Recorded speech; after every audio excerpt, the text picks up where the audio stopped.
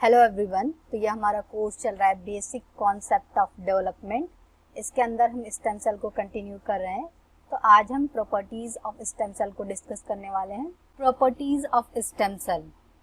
Stem cell के दो main properties होते हैं, एक तो होता है सेल्फ रिन्यूअल एंड दूसरा पोटेंसी। तो सबसे पहले हम सेल्फ रिन्यूअल को देख लेते हैं।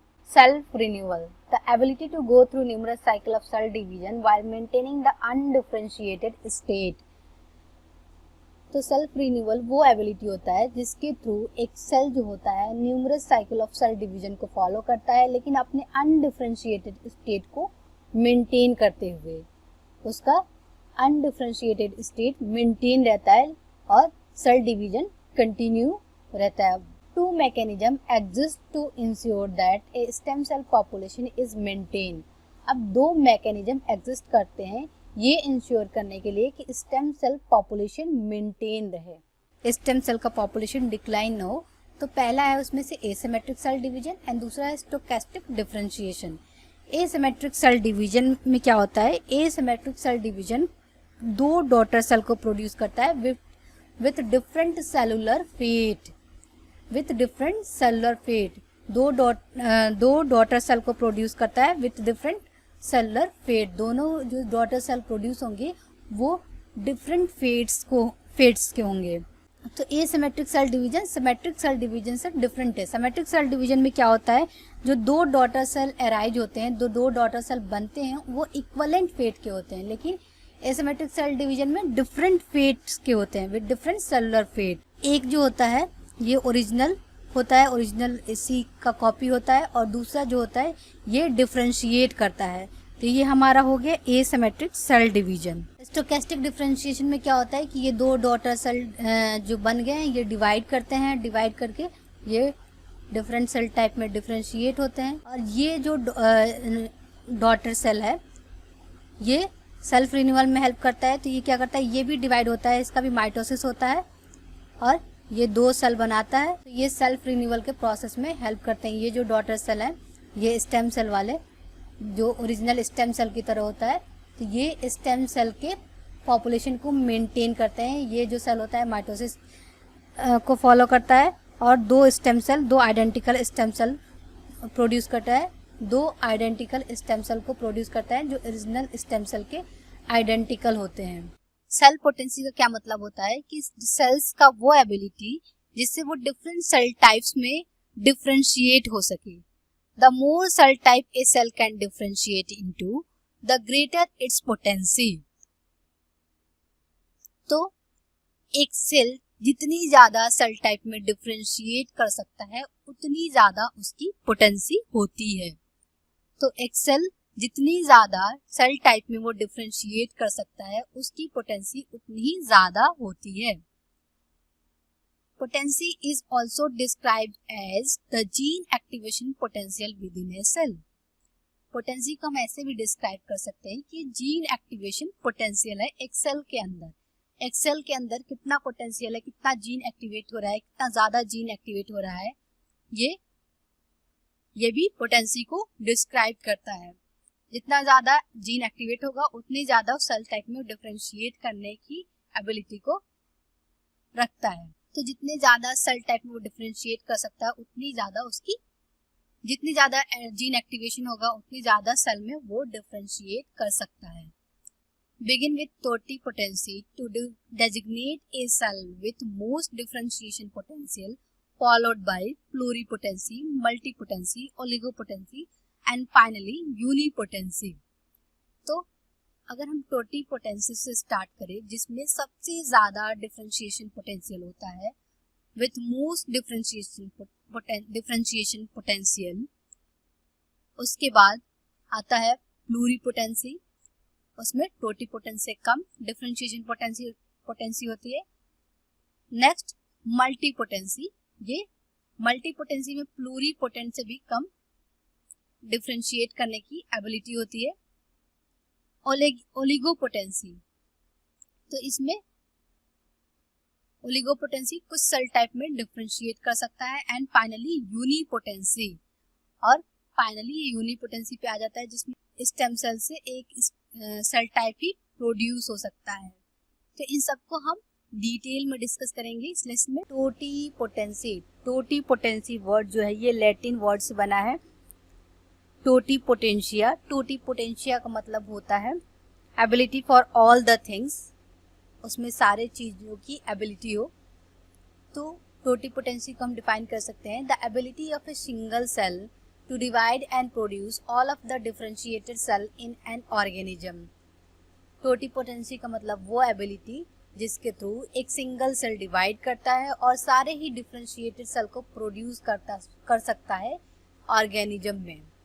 सेल विथ ग्रेटेस्ट पोटेंशियल, इसमें सबसे ज़्यादा पोटेंशियल होता है, ऐसे सेल जिसमें सबसे ज़्यादा पोटेंशियल होता है। Being able to differentiate into embryonic as well as extra embryonic cell, placenta etcetera. तो ये डिफरेंशिएट कर सकते हैं embryonic as well as extra embryonic cell, जितने भी एम्ब्रियोनिक सेल्स हैं जिससे एम्ब्रियो बनता है, और एक्स्ट्रा एम्ब्रियोनिक सेल जैसे ह्यूमन के केस में बात करें, मैमल के केस में तो प्लेसेंटा होता है। तो ये embryonic as well as extra embryonic cell में डिफरेंशिएट हो सकते हैं। Example of totipotent cell are zygote and spores. अगर हम एग्जाम्पल की बात करें टोटीपोटेंट सेल के एग्जाम्पल की, तो उसमें आते हैं जाइगोट एंड स्पोर्स। इन्हीं जाइगोट और स्पोर से क्या होता है, सारे सेल्स बन सकते हैं। Can be induced to arise more frequently in vitro through the down regulation of chromatin assembly activity of CAF1। तो टोटीपोटेंसी को हम इंड्यूस कर सकते हैं इन विट्रो, फ्रिक्वेंटली हम इन विट्रो इंड्यूस कर सकते हैं थ्रू द डाउन रेगुलेशन करके chromatin assembly activity of CAF1। CAF1 का क्रोमेटिन असेंबली एक्टिविटी को डाउन रेगुलेट करके हम टोटीपोटेंसी को इंड्यूस कर सकते हैं। तो 2011 में एक रिसर्च में देखा गया कि mouse embryonic stem cell culture से स्टेम सेल अराइज हुआ जो totipotent blastomere from 2 cell stage embryo की तरह रिजेंबल कर रहा था, वो स्पॉन्टेनियसली अराइज हो गया। इससे पता चला कि fully differentiate state of totipotency को रिटर्न कर सकते हैं not fully totipotent cell. Experiment में देखा गया कि अगर हम chromatin assembly activity of CAF1 का डाउन रेगुलेशन करा रहे हैं तो ये फ्रिक्वेंटली अराइज हो रहा है, टोटीपोटेंट सेल फ्रिक्वेंटली अराइज हो रहा है माउस एम्ब्रियोनिक स्टेम सेल से। तो यहाँ देखें टोटीपोटेंट एम्ब्रियोनिक स्टेम सेल, ये जाइगोट या स्पोर जो होता है ये टोटीपोटेंट एम्ब्रियोनिक स्टेम सेल होता है। प्लूरीपोटेंसी, तो प्लूरीपोटेंसी जो टर्म है ये लैटिन वर्ड से आया है प्लूरीपोटेंशिया, जिसका मतलब है एबिलिटी फॉर मेनी थिंग्स। तो इसको हम डिफाइन कर सकते हैं, it refer to the stem cell that has potential to differentiate into any of the 3 germ layer, endoderm, ectoderm and mesoderm. तो प्लूरीपोटेंसी को हम डिफाइन कर सकते हैं कि स्टेम सेल के पास वो पोटेंशियल होता है जिससे वो डिफरेंशिएट कर सकता है 3 जर्म लेयर में, एंडोडर्म, एक्टोडर्म एंड मेसोडर्म। तो इस तरीके के स्टेम सेल को हम प्लूरीपोटेंट स्टेम सेल बोलते हैं। Can form every cell of the embryo except the extra embryonic cell, ये एम्ब्रियो के सारे सेल्स को बना सकता है except the extra embryonic cell. Extra embryonic cell placenta, human के केस में प्लेसेंटा की बात करें तो उसको छोड़कर सारे ही एम्ब्रियो के सेल्स को बना सकता है। एग्जाम्पल में बात करें तो inner cell mass of the blastocyst. तो एम्ब्रियोनिक डेवलपमेंट के दौरान क्या होता है, जाइगोट होता है, जाइगोट से 2 cell stage, 4 cell stage, 8 cell stage ऐसे प्रोसीड करता है, फिर मॉरूला बनता है, फिर ब्लास्टोसिस्ट बनता है। तो ब्लास्टोसिस्ट का जो इनर सेल मास होता है, इनर सेल मास, वो उसमें प्लूरीपोटेंट सेल होता है। जो इनर सेल मास के जो सेल्स होते हैं वो प्लूरीपोटेंट सेल होते हैं। Induced pluripotent stem cell reprogramming allow for the creation of pluripotent cell, induced pluripotent stem cell from the adult cell. तो एडल्ट सेल से हम प्लूरीपोटेंट सेल को क्रिएट कर सकते हैं, बना सकते हैं थ्रू द रीप्रोग्रामिंग, और ऐसे सारे सेल्स को हम इंड्यूस्ड प्लूरीपोटेंट स्टेम सेल बोलते हैं।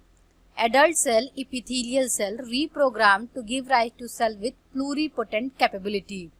Adult cell की बात करें एग्जाम्पल में epithelial cell की, तो इसको रीप्रोग्राम कर सकते हैं और इससे हम प्लूरीपोटेंट सेल, ऐसे सेल्स बना सकते हैं जिसमें प्लूरीपोटेंट की कैपेबिलिटीज होती हैं। transcription factor OCT34, SOX2, CMYC, KLF4 were reprogrammed to convert mouse fibroblast cell into pluripotent cell. तो एक ग्रुप ऑफ साइंटिस्ट ने क्या किया कि ट्रांसक्रिप्शन फैक्टर में कुछ चेंजेस किया, रीप्रोग्राम किया उनको OCT34, SOX2, CMYC and KLF4, और क्या किया, माउस फाइब्रोब्लास्ट को प्लूरिपोटेंट सेल में कन्वर्ट कर दिया. Same transcription factor we are used to convert human fibroblast cell into pluripotent cell. अब इन सारे सेम ट्रांसक्रिप्शन फैक्टर को OCT34, SOX2, CMYC, KLF4 को यूज करके ही ह्यूमन फाइब्रोब्लास्ट सेल को प्लूरिपोटेंट सेल में कन्वर्ट किया गया. तो ये human fibroblast and mouse fibroblast दोनों को ही OCT34, SOX2, CMYC and KLF4 का रीप्रोग्रामिंग करके उनमें कुछ चेंजेस करके उनको प्लूरिपोटेंट सेल में कन्वर्ट किया गया. OCT4, SOX2, NANOG and Lin28 were used to reprogram human foreskin. OCT4, SOX2, NANOG and Lin28 ये जो ट्रांसक्रिप्शन फैक्टर हैं इनका यूज करके इनको रीप्रोग्राम करके ह्यूमन फॉरेस्किन को रीप्रोग्राम किया गया, प्लूरिपोटेंट स्टेम सेल में कन्वर्ट किया गया. Multipotency progenitor cell which have gene activation potential to differentiate into discrete cell type. तो मल्टीपोटेंसी में क्या होता है, प्रोजेनाइटर सेल्स जो होते हैं, अब ये प्रोजेनाइटर सेल्स क्या होती हैं, ये बायोलॉजिकल सेल्स, ऐसे सेल्स हैं, ऐसे बायोलॉजिकल सेल जो स्टेम सेल की तरह ही होते हैं. इनके पास भी टेंडेंसी होता है कि डिफरेंशिएट कर सके स्पेसिफिक सेल टाइप में, लेकिन ये मोर स्पेसिफिक होते हैं देन स्टेम सेल, और ये टारगेट सेल कुछ ही सेल टाइप में डिफरेंशिएट कर सकते हैं. तो ऐसे प्रोजेनाइटर सेल जिनके पास जीन एक्टिवेशन पोटेंशियल होता है to differentiate into discrete cell type, target cell type. तो यहाँ पे अगर हम बात करें multipotent blood stem cell, umbilical cord blood, adipose tissue, cardiac stem cell, mesenchymal stem cell, ये सारे मल्टीपोटेंट स्टेम सेल में आते हैं. तो मल्टीपोटेंट स्टेम सेल में सबसे पहले हम हीमोपोएटिक ब्लड स्टेम सेल का एग्जांपल देख लेते हैं. हीमोपोएटिक स्टेम सेल जिनको हम बोलते हैं, तो यहाँ देखिए इससे myeloid progenitor and lymphoid progenitor, तो इससे ब्लड सेल का फॉर्मेशन होता है. तो यहाँ पे माइलॉइड प्रोजेनाइटर से डेंड्राइटिक सेल बनता है. फिर granulocyte monocyte progenitor, granulocyte monocyte progenitor से मोनोसाइट एंड न्यूट्रोफिल बनते हैं. ये जो मोनोसाइट है ये मैक्रोफेज में कन्वर्ट हो सकता है, डिफरेंशिएट हो सकता है. स्नोफिल प्रोजेनाइटर से स्नोफिल, बेसोफिल प्रोजेनाइटर से बेसोफिल्स एंड मेगाकैरियोसाइट से प्लेटलेट का फॉर्मेशन होता है, एंड इथेरॉइड प्रोजेनाइटर से आरबीसी का. तो ये इन सारे सेल्स को जनरेट करता है, और ये लिम्फॉइड प्रोजेनाइटर सेल्स भी बनाता है. अब ये लिम्फॉइड प्रोजेनाइटर सेल्स जो होते हैं T cell, B cell, natural killer cell and dendritic cell बनाते हैं. तो अब T cell progenitor, B cell progenitor होते हैं, अब फर्दर डिफरेंशिएट होते हैं T helper cell and T cytotoxic cell, and B cell progenitor से बी सेल बनता है जो एंटीबॉडी को सिक्रीट करता है, प्लाज्मा सेल बनाता है, मेमोरी बी सेल बनाता है, प्लाज्मा सेल एंटीबॉडी को सिक्रीट करता है.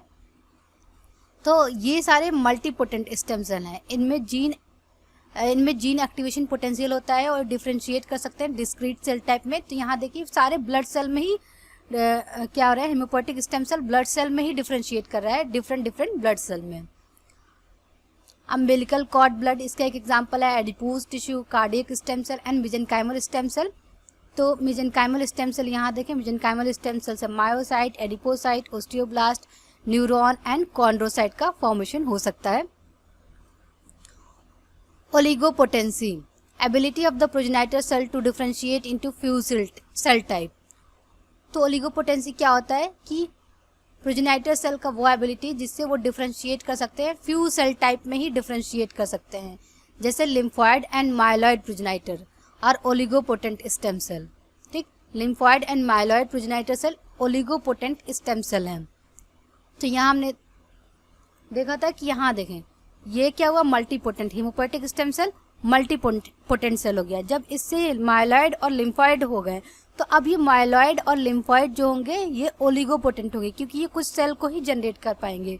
ये सारे ये माइलॉइड से dendritic cell, granulocyte, monocyte, basophil and megakaryocyte and RBC बन रहे हैं, एंड लिम्फॉइड से T cell, B cell, natural killer cell and dendritic cell. तो फ्यू सेल टाइप ही यहाँ बन रहे हैं तो माइलॉइड एंड लिम्फॉइड जो हो गया ओलिगोपोटेंट सेल में आ गया। यूनिपोटेंसी का क्या मतलब होता है? One cell has the capacity to differentiate into only one types.